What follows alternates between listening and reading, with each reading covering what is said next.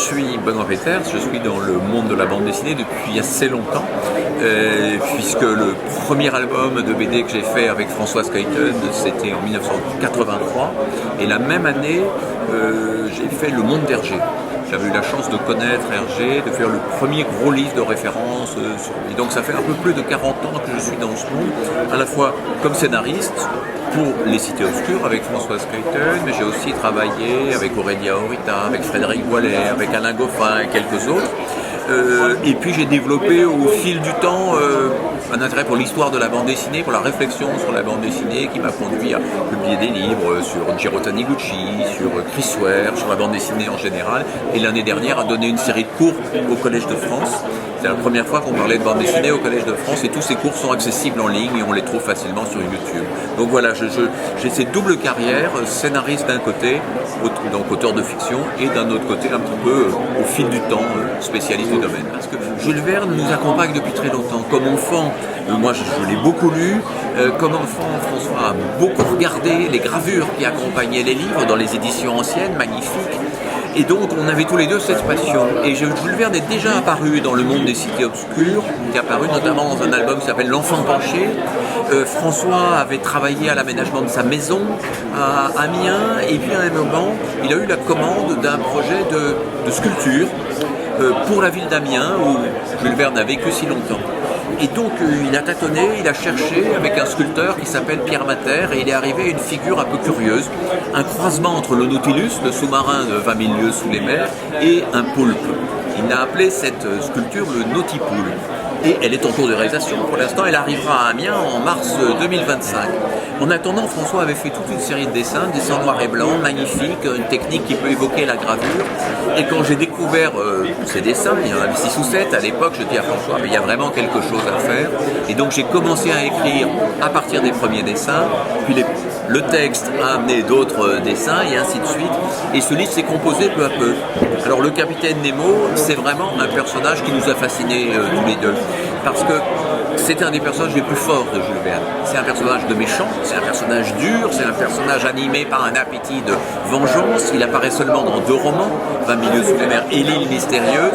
Et les 2 fois, à la fin des 2 romans, on a l'impression qu'il meurt. Donc on s'est dit, après tout, pourquoi ne pas le faire revivre une 3e fois? Et donc c'est cette histoire, c'est le retour à la vie du capitaine Nemo, mais cette fois il n'est plus le capitaine d'un navire, il est le jouet des événements, il est le jouet de cette chose étrange qu'on appelle le Nautipoule. Alors il y a beaucoup de coïncidences et de complicité et d'amitié autour de cette histoire. On sait que le festival Les Rendez-vous de la BD d'Amiens est un festival devenu très important. Et ce festival se tient dans la Halle Fraissinet, un ancien bâtiment qui a beaucoup de caractère et autour duquel est en train de se développer un nouveau quartier. Il se trouve que c'est là que le Nautipoule doit arriver, donc il y a déjà un clin d'œil, une connivence avec la présence de la bande dessinée à Amiens et Pascal Mériot, le responsable de ce très très beau festival. Et puis la maison de Jules Verne, qui est à quelques centaines de mètres, elle est vraiment dans son jus. C'est vraiment une maison intacte et notamment il y a une pièce fascinante dans cette grande maison, c'est le tout petit bureau tout en haut où Jules Verne a écrit beaucoup de ses chefs-d'œuvre. On a une maison assez ample, grosse maison bourgeoise, et dans cette maison, une toute petite pièce.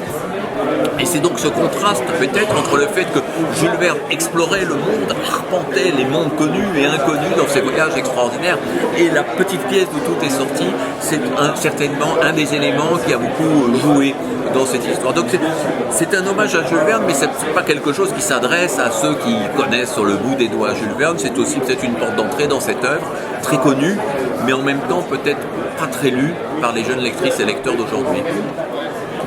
Françoise Cuyton, après avoir fait son Black et Mortimer, il y a 4 ans à peu près, a déclaré avec un peu d'imprudence « Bon, je ne ferai plus de bande dessinée ». Alors il y a des gens qui en ont déduit que Françoise Cuyton avait pris sa retraite et qu'on ne verrait plus jamais de livres. En fait, il a continué à publier beaucoup. Et ensemble, on a fait plusieurs choses. Il a fait aussi un très joli livre d'hommage à son chien, Jim, qui est mort l'année dernière.